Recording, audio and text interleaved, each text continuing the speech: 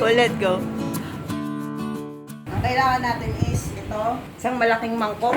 Mixing bowl. Yes. Pang-whisk. Very important ingredient is yung coffee natin. So, favorite namin dito sa bahay is Nescafe. Never kami nagpapalit. And sugar. Kung mapapansin nyo, may kulay puti. Kasi nung nag-refill ako kaninang madaling araw, sa sobrang antok ko, kagaya ng coffee mate yung nalagay ko, na paglagyan ko ng refill ng sugar. Pero nasa ibabaw naman yung asukal, so okay lang. Tapos, kutsara. And mainit na tubig. Yung fresh milk nasa ref pa.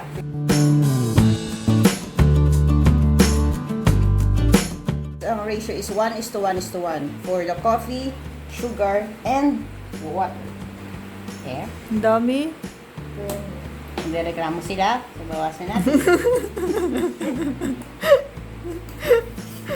So guys, sobrang first time to. Walang halong chemical. Siyempre, edit ko to. Yamin yung sinasabi ko. Walang spills, walang practice.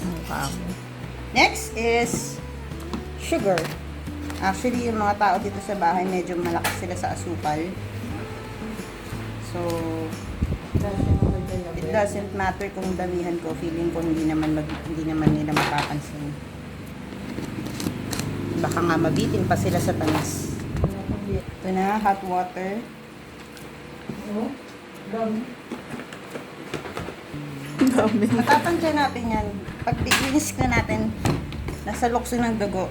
Kuntingin Sobrang natin. dami. Hindi ganyan. Bilisan mo.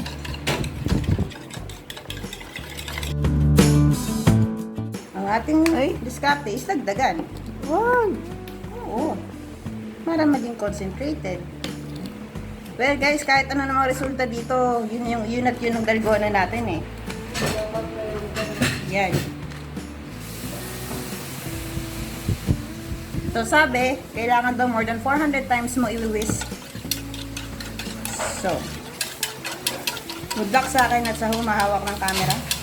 Pagtsatsagaan nyo to.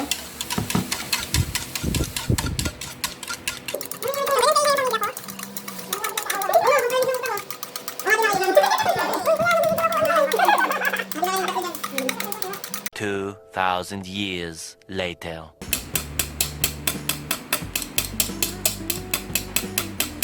So, after like 10 to 15 minutes na pag-whisk, ito na yung texture niya.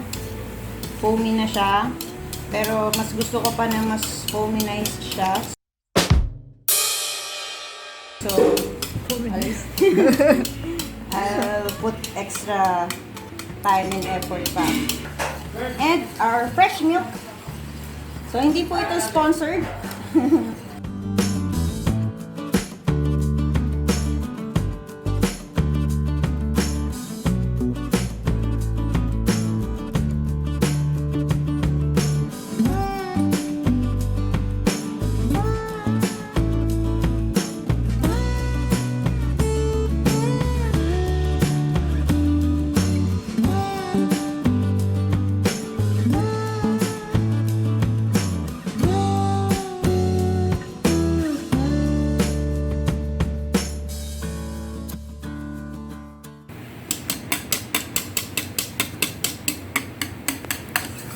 So, lalagay na natin siya sa ating fresh milk.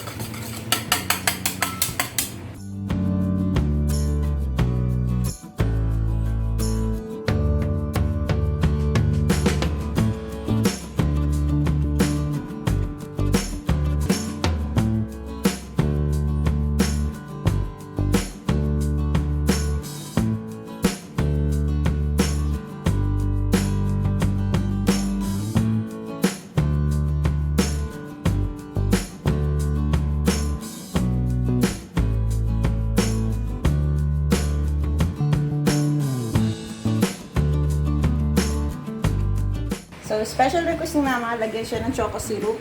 Yung On top. ikot lang sa gitna. Yes, Mama. Tatlong ikot. Yes, Mama. Parang spiral.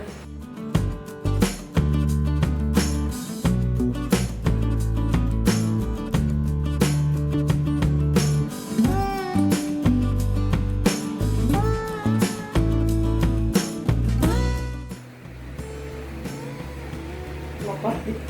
Gusto. So, ayun, sarap. Seryoso. Ang sarap. May naglalaba. Seryoso nga.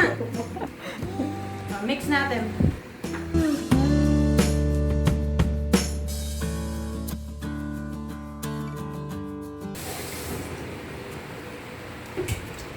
The bomb.